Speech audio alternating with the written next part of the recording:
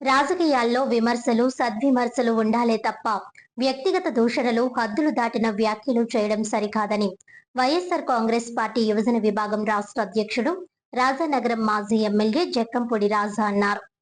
జనసేన నేతలు, ముఖ్యంగా Kakinada rural MLA పంతం నానాజీ, మంత్రి కందుల దుర్గేష్ ఇటీవల చేసిన వ్యాఖ్యలను తీవ్రంగా ఖండించారు. రాజకీయ నాయకులు సమాజానికి ఆదర్శంగా ఉండాలని, వారు ఉపయోగించే భాష ప్రజలపై ప్రభావం చూపుతుందని పేర్కొన్నారు. మాజీ ముఖ్యమంత్రి వైఎస్ జగన్మోహన్ రెడ్డిపై అనుచిత వ్యాఖ్యలు చేయడాన్ని సహించబోమని హెచ్చరించారు. అలాగే జనసేన అధినేత పవన్ కళ్యాణ్ ఉపయోగిస్తున్న భాషను పార్టీ నేతలు అనుసరిస్తున్నారని విమర్శించారు. మంత్రి కందుల దుర్గేష్ పదవుల కోసం వ్యక్తిత్వాన్ని దిగజార్చుకోవద్దని సూచించిన రాజా, ఎమ్మెల్యే పంతం నానాజీ తన స్థాయిని గుర్తుంచుకొని మాట్లాడాలని హెచ్చరించారు. కాపు సామాజిక వర్గానికి సంబంధించిన అంశాలపై చిల్లర వ్యాఖ్యలు చేయడం మానుకోవాలని హితవు పలికారు.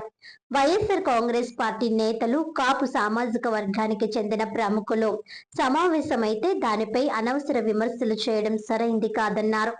రాజకీయాల్లో హుందాతనం, సంస్కారం అవసరమని, ప్రజా ప్రతినిధులు బాధ్యతాయుతంగా వ్యవహరించాలని సూచించారు. రాష్ట్రంలో జరుగుతున్న వివిధ సంఘటనలు, ప్రజా సమస్యలపై ప్రభుత్వం స్పందించాల్సిన అవసరం ఉందని పేర్కొన్న రాజా, ప్రతిపక్ష నేతలపై విమర్శలు చేయడం కంటే ప్రజా సమస్యల పరిష్కారంపై దృష్టి పెట్టాలని కూటమి ప్రభుత్వానికి సూచించారు. చివరగా రాజకీయ నాయకులు సంస్కారవంతమైన భాషను ఉపయోగించాలని, వ్యక్తిగత దూషణలు, కులాల పేరుతో విమర్శలు చేయడం మానుకోవాలని జక్కంపూడి రాజా పిలుపునిచ్చారు. చాలా మంది అభిమానించారు. సరే, చిరంజీవి గారు రాజకీయాల్లోకి వచ్చారు, ఓ రాజకీయ పార్టీని స్థాపించారు. ఆయన ఈ రాజకీయాలతో మనకి సెట్ అవ్వదేమో అనేటువంటి ఉద్దేశంతో దూరంగా ఉన్నారు.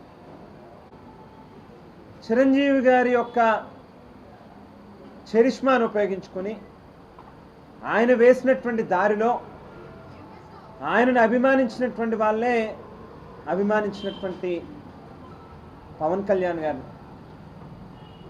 వీళ్ళ కేవలం పవన్ కళ్యాణ్ గారు బ్యాక్గ్రౌండ్లో ఫోటో చూస్తే ఆయన ఎక్కడి నుంచి ఆయన ఈ స్థాయికి వచ్చాడు, ఏ రకంగా ఇన్ని కోటాను కోట్ల రూపాయల ఆస్తులు వచ్చినాయి, ఇవాళ ఇంత ప్రజల్లో నుంచి ఒక ఫ్యాన్స్ కింద ఆయనకి ఏర్పడినటువంటి ఇదంతా కూడా ఎక్కడి నుంచి వచ్చిందని అంటే ఖచ్చితంగా చిరంజీవి గారి దగ్గర నుంచే వచ్చిందనేది అనుమానం లేకుండా చెప్పుకోవాల్సినటువంటి విషయం. ఆయన కానీ మేము కానీ.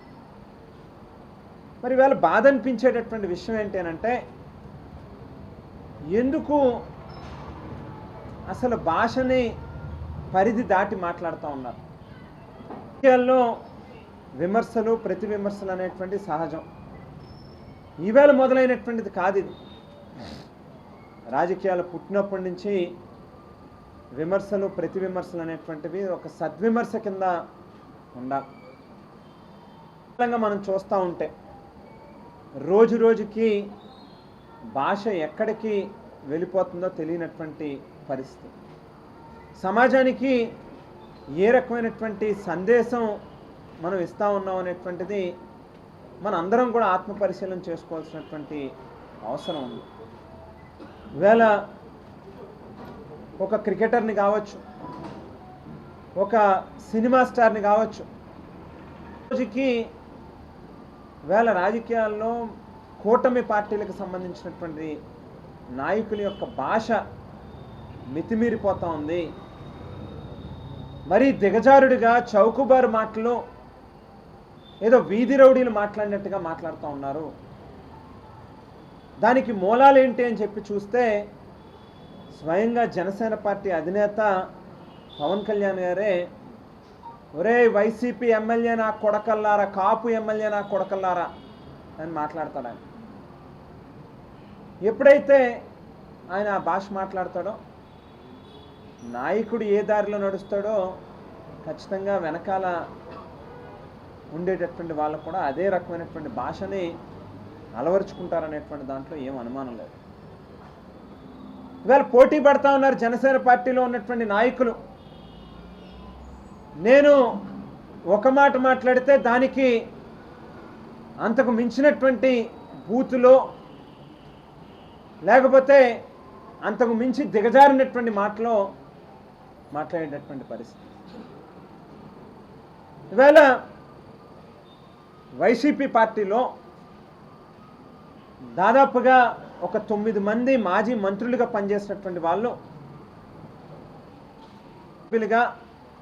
వివిధ హోదాలలో గౌరవప్రదమైనటువంటి పదవుల్లో పనిచేసినటువంటి వాళ్ళు 6 సార్లు 5 సార్లు ఎమ్మెల్యేలుగా పనిచేసినటువంటి వాళ్ళు కలిసి ఒక చోట సమావేశమై వైఎస్ఆర్ కాంగ్రెస్ పార్టీ బలపడడానికి కాపు సామాజిక వర్గాన్ని ఏ రకంగా మన వైపు ఆకర్షించుకునేటట్టుగా చూడాలి, తిరిగి కాపు సామాజిక వర్గానికి మేలు జరగడానికి వైఎస్ఆర్ కాంగ్రెస్ పార్టీని ఏ రకంగా ఉపయోగించుకోవాలి అనేటటువంటి దాని మీద ఒక చక్కటి సమావేశం జరిగితే దాని మీద ఏదో జరిగిపోతుంది అనేటువంటి ఒక ఆందోళనతో